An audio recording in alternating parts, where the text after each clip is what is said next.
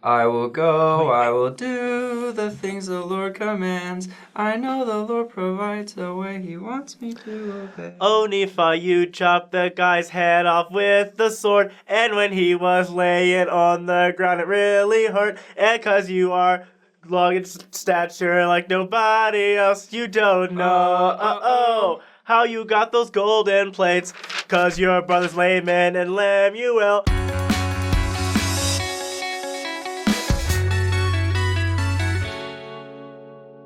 Nephi, the Quizzy. second prophet, also kind of like first prophet of the Book of Mormon.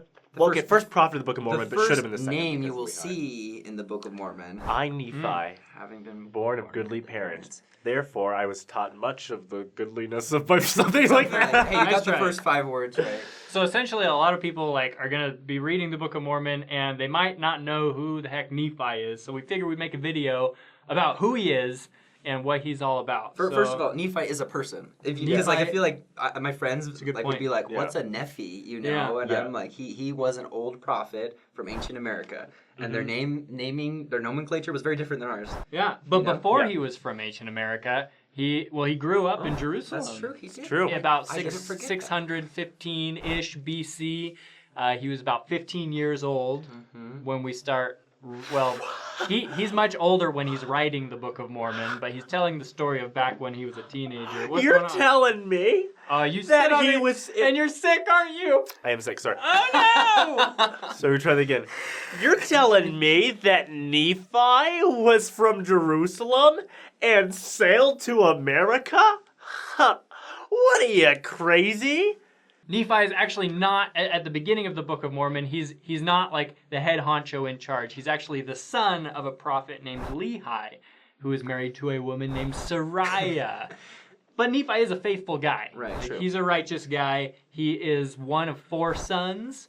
He's the youngest of 4 sons. You got Laman, Lemuel, Sam, And Nephi.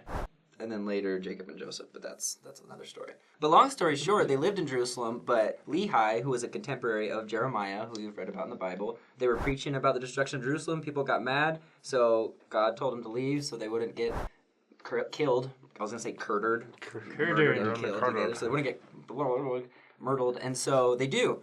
And this is where we really get to know who Nephi is, because they leaving their home, going into the wilderness, following the commandments of God through their father. There's a lot of faith involved, and I think that's how we can sum up who this person Nephi is he was just full of faith. Yes. He was young, but he did everything the Lord commanded him to do. Well, I mean, it reminds me of a scripture, actually. First there you Nephi, go. chapter 3, verse 7.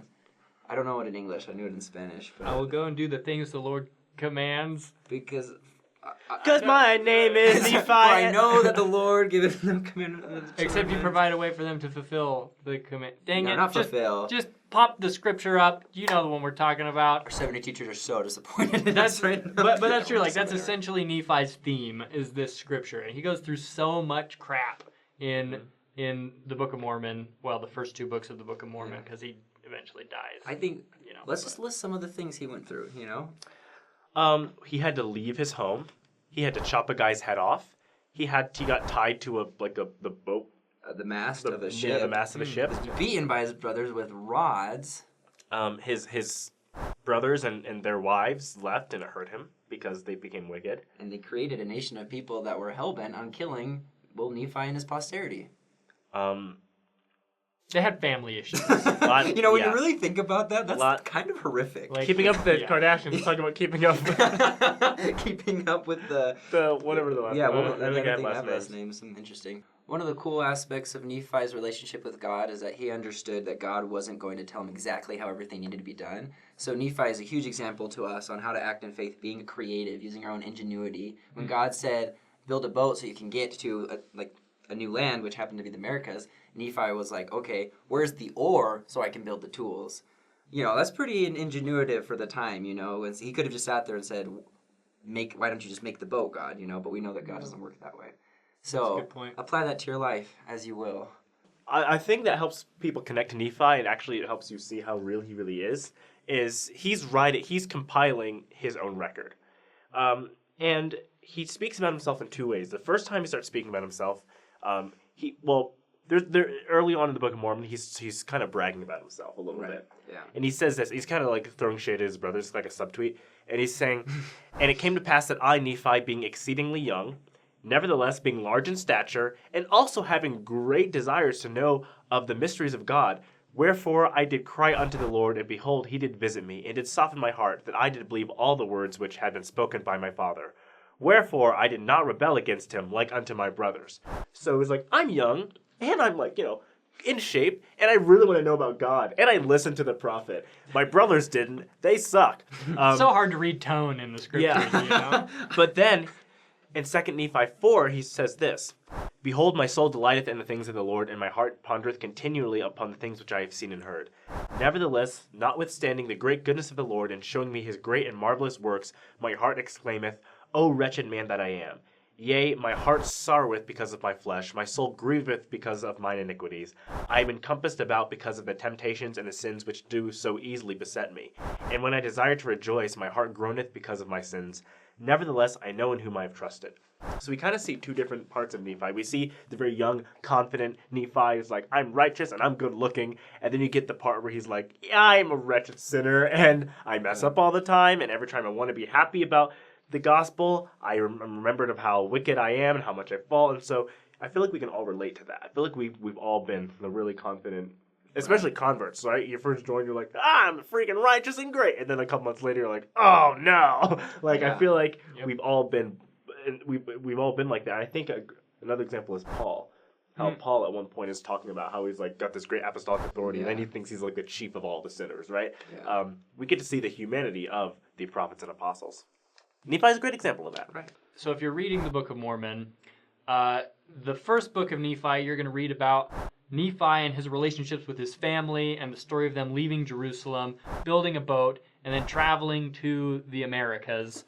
And then second Nephi, Nephi's father Lehi dies, and what happens is, there's a spoiler alert. If you haven't read it, you might want to pause right now. But anyways, there's beef between Nephi and Laman and Lemuel, and Laman and Lemuel are basically plotting to kill Nephi because they think he's this self-righteous prude. Anyway, so the Lord tells Nephi, look, take the people that are faithful to me, and you need to leave. And so the rest of the Book of Mormon is essentially about the posterity of these two factions and their wars against each other and the prophets that come about and are called through these different lineages. Anyways,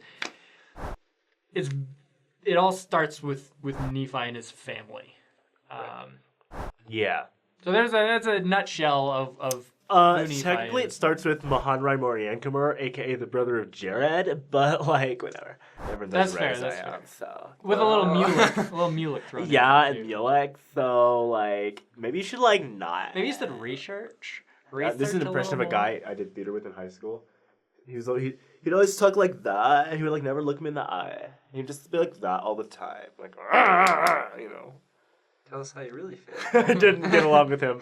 So, no context. we hope that this gives you a little more insight onto who Nephi is. And this is just the first Nephi mentioned in the Book of Mormon. There are actually multiple Nephis in the Book of Mormon. The And first one's the most popular. and he has the most written about him for sure. And they're all named after the original Nephi, pretty Every much. leader of the Nephites for a while was actually renamed Nephi. Yeah. Once he became the leader Like of Junior. the people. But you can't call him Junior in the Holy Scripture because that's funny. But I hope this compels you to read the Book of Mormon. Read it because it's true, and if you want to draw nearer to God, this is the best book you can read to do so. Read that book.